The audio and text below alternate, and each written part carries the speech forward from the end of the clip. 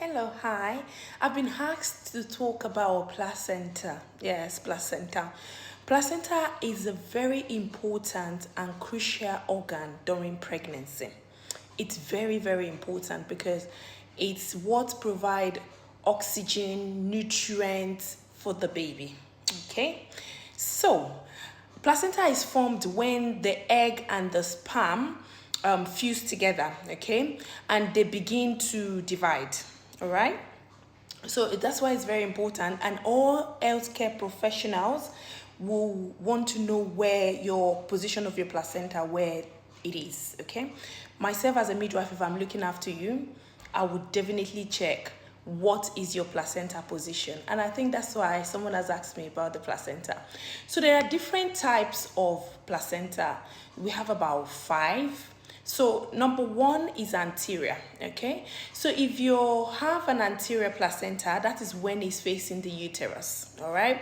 And with that, it can make it harder at the beginning to feel the baby kicks in earlier stage, okay? Number 2 is posterior placenta. So if you have a posterior placenta, that is when it's back in the uterus, all right? And it's often considered ideal because it doesn't obstruct fetal movements, all right? Number 3 is when they say your placenta is fondal. So there's something called a fondal placenta, and that is when it's positioned at the top of the uterus, all right? And it's always considered as normal as well because it's healthy position. Number 4 is a lateral position, and this is when the placenta is attached to either the right or the left side of the uterus, okay? Number 5, there is a low-lying placenta. When you have a low-lying placenta, that's when you should be a little bit, worried. But we definitely going to look after you.